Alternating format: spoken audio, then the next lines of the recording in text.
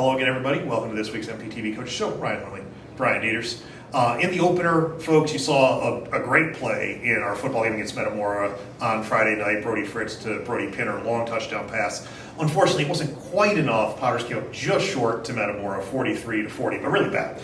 They really did. I was able to see that game. It was the first game I got to see, and I was really impressed with so many things. Obviously, for one, you mentioned the Brody connection, right? Yeah. For the young Brody as a sophomore, Fritz to step in after that injury and really make some plays. That was impressive. But difficult side on the defensive side of the ball. Metamora had some weapons and a lot to learn from, and you got to keep moving forward. Yeah, keep moving forward. And they got a big one against Pekin this week, right? And this thing is just get back on track. And obviously seasons, it's sort of the weird thing in the football season. It starts to go kind of fast. That's one thing I learned from coaching football through all those years, right? When you hit this week 5, it's like, oh my gosh, we're already halfway through the season. Yeah, here we are. And then boom, the hill now is looking towards the playoff run and all those things, which clearly is obviously, the goal here for this group is to get into those playoffs. And I think that's going to happen. They just have to keep, improving each week. Yeah, hopefully a win this week against Pekin, and then they're playing Limestone homecoming for that 5th win and that confirmed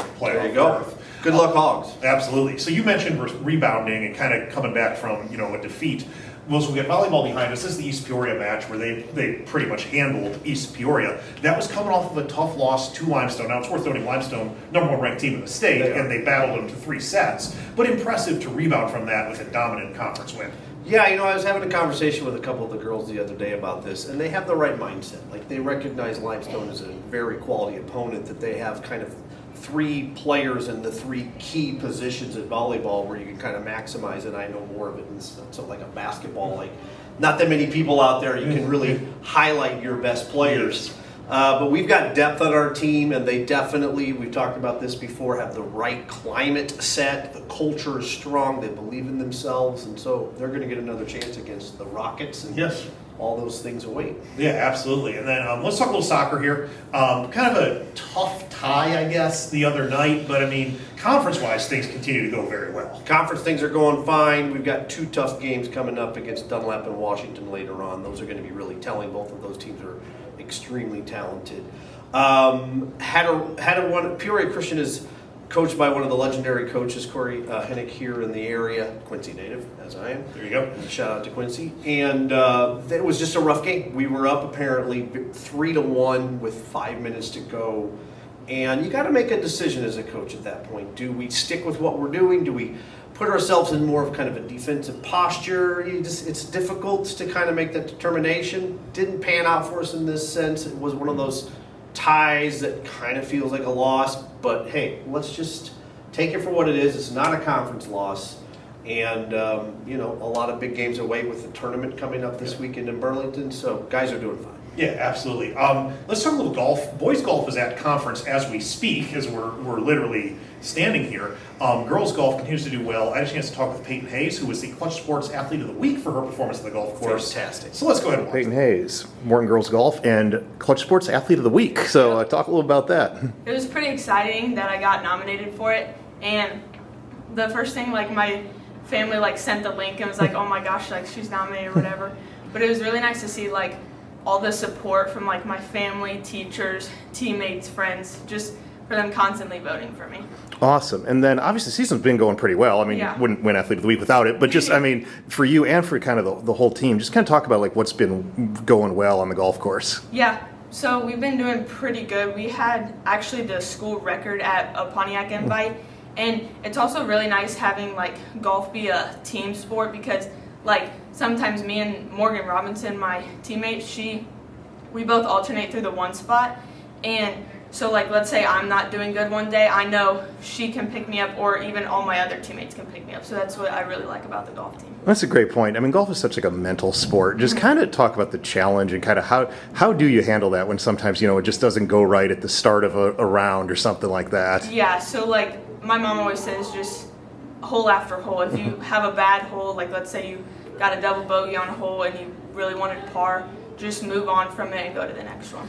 And then last question for you, just kind of the rest of the season, what do you have still on schedule? What are the expectations? All that kind of stuff. So Wednesday we actually have a practice round at Quail Meadows, which is where the Mid-Illini Conference is going to be.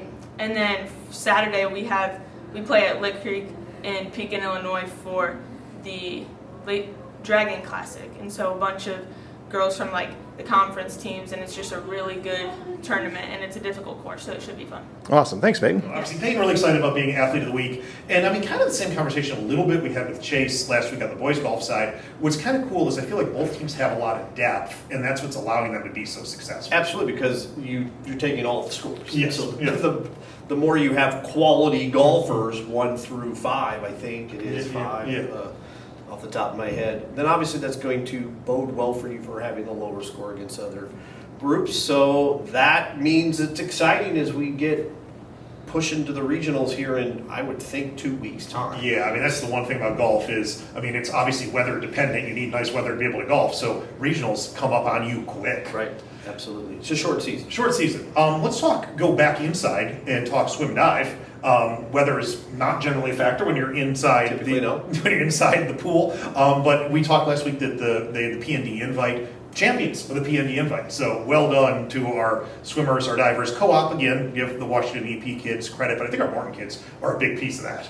Yeah, and you know, it's been that way for several years now. When we're hearing about the constant success that we're seeing from both the swimmers and the divers, both from the boys and the girls, that climate has certainly been established with that co-op, and it's great to hear. So congratulations to the whole crew of kids, divers, swimmers, on their success this past weekend. Yeah, also just real quick before we wrap up, cross country and tennis continue to do well in their meets and invitationals. And then obviously a big one personally for me is going to the junior high level just for a second. Junior high baseball is in the state finals starting as we're recording this tomorrow. That's Friday, and that's a 10 a.m. start at Eastside.